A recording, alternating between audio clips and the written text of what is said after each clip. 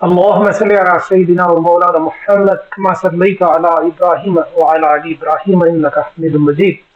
جی viewers, آج chief justice of Pakistan ایک تقریب سے خطاب کر رہے تھے اتوار کے دن، چھٹی والے دن ہی ان کے مائنڈ میں کیا چل رہا ہے اور وہ کیا کرنے جا رہے ہیں ایک دو دن میں وہ واضح ہو جائے گا.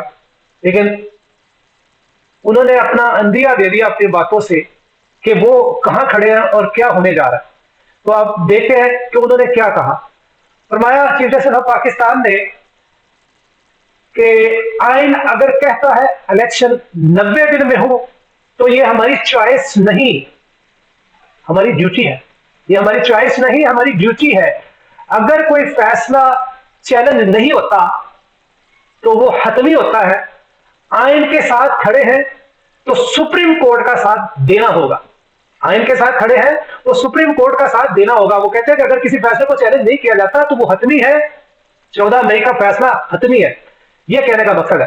اگر سیاسی جماعتوں نے یہ بتایا کہ جی ہم مذاکرات کر رہے ہیں کہ دن الیکشن کرانے کے لیے مذاکرات کر رہے ہیں، ان پہ کچھ نکات پہ اتفاق بھی ہوا، لیکن تاریخ نہیں آ رہی ایک ہی دن میں الیکشن جو جس تاریخ کو ہوں گے وہ تاریخ نہیں آ رہی، قدم آگے نہیں بڑھا جا رہا، ادھر ڈیڈ لاک لگا ہوا. تو انہوں نے کہا کہ نہیں، یہ کیس الگ ہے. 90 دن میں جو الیکشن ہونے ہیں وہ ایک الگ کیس ہے. اگر آپ اس کو سارٹ آؤٹ نہیں کرتے، فیصلہ نہیں کر پاتے، تو پھر آئین کو تو اپنی منمانی ہے. لاہور میں ایک تقریب سے خطاب کرتے ہوئے انہوں نے کہا کہ پاکستان کے لیڈرز، ادارے اور عوام آئین کی پاسداری کے لیے پرعزم ہیں.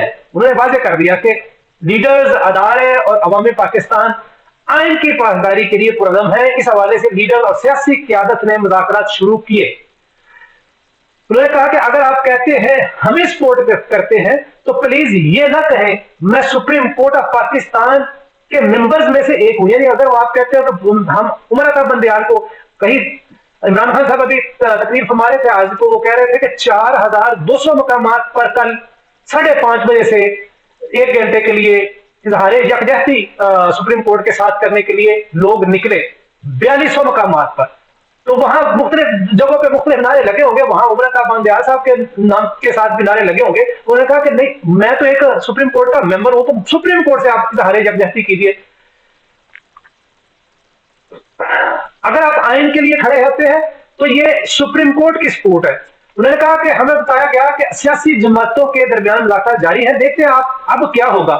عدالتیں ایگزیکٹو آرڈر پاس نہیں کر سکتی.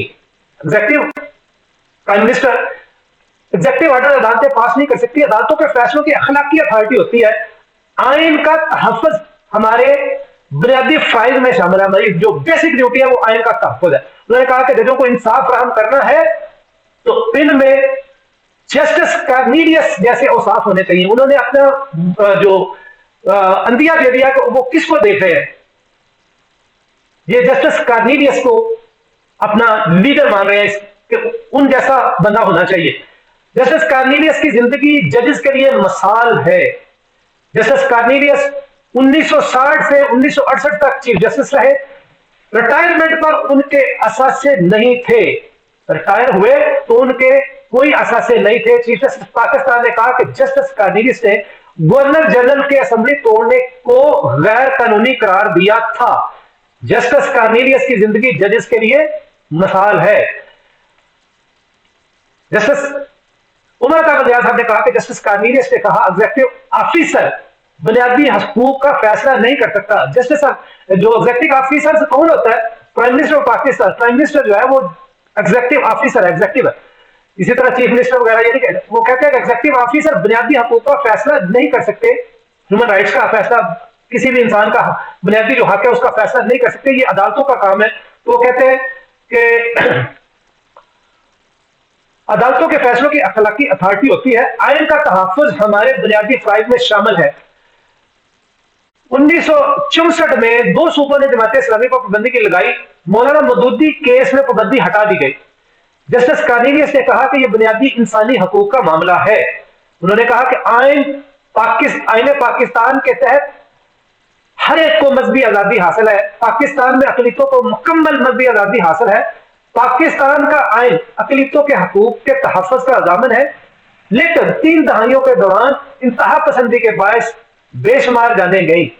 तकरीब के बाद सहाफी ने सवाल किया कि ऑडियो लीक्स होती है, आपके खिलाफ प्रोपेगेंडा किया जा रहा है, जिसके जवाब में चीफ जस्टिस ने कहा कि बस आप दुआ करें, उंगली रखी और खामोश रहने का इशारा किया और रवाना हो गए। ये आज उन्होंने अपना माइंड दे दिया कि जो 14 मई का फैसला है, अगर ये दूसरे फैसले पे नहीं आते और ये अफवाह तफहीम करके एक तारीख पर नहीं आते और उस पर भी आने के लिए इस फैसले को 90 दिन वाले को सेटल नहीं करते, तो ये फैसला वहीं खड़ा है, तो वो अब होकर रहेगा। कौम से खिताब किया और उन्होंने आज ऐलान कर दिया, उन तमाम बंदों के नाम ले दिए, मेजर फैसल नसीर का, शहबाज शरीफ का, और major Faisal Naseer dirty Harry का नाम वो कहते थे, और इस्लामाबाद आईजी का। उन्होंने कहा कल क्या पछताइयत इन्होंने की औरतों के साथ क्या, जबकि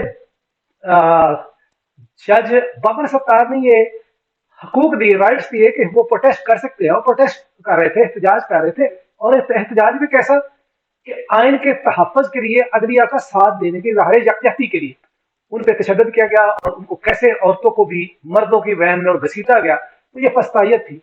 उन्होंने ऐलान कह दिया तमाम बंदों का, चूंकि शहबाज शरीफ पर्दे जुर्मायत होनी थी और वजीर आजम बना दिया गया, इसी तरह वो आईजी भी फंस रहा था, उसको भी बताइए, एक दूसरे के सहूलतकार है, इसलिए वो जो कहता है वो करता है। तो इस तरह आज उन्होंने नाम ले दिए सारे। उधर खान साहब ने इंडिया के वजीर खारजा के बारे में भी उन्हें तंबीह की कि आपको अगर नहीं आते, इखलाक ही नहीं आते कि घर बुला के लोगों के साथ कैसा सलूक करते हैं, अगर घर बुलाया है तो फिर बात करते। और उसको कहा कि बिलावल को जाने की जरूरत ही क्या थी, लेकिन बाहर का वो मुकदमा उसने, बिलावल ने वही लड़ा जो पाकिस्तान का मुकदमा है कश्मीर के बारे में, 370 और 35 के बारे में उसने वही ख्यालात का इजहार किया जो पाकिस्तान का स्टेटेड पॉलिसी है। तो इसलिए वो, लेकिन उन्होंने कहा कि वो शहबाज शरीफ भी उधर गया हुआ है, शहजादा शाह ने, और ये कितने पैसे लगा के गए। आप ये कहते हैं हमारे पास पैसे नहीं है, लेकिन कितना खर्चा करके गया ये चार्टर तैयार पे, इधर गया वो भाई के पास उधर ताजपोशी पे खड़ा है, पाकिस्तान के पास तो पैसे नहीं दिए, अल्लाह पहले कर रहे हैं, घूम रहे हैं, फिर रहे हैं, और फिर जो आइन की पासदारी के लिए पैसे प्रोवाइड नहीं कर रहे और दूसरे इधर उधर भाग रहे। तो इसलिए उन्होंने बड़े आड़े हाथों लिया सबको, लेकिन उन्होंने कहा कि कौम को खड़ा होने पड़ेगा आइन के साथ, आइन की बहाली के लिए, आइन की पासदारी के लिए, आइन के नफाज के लिए।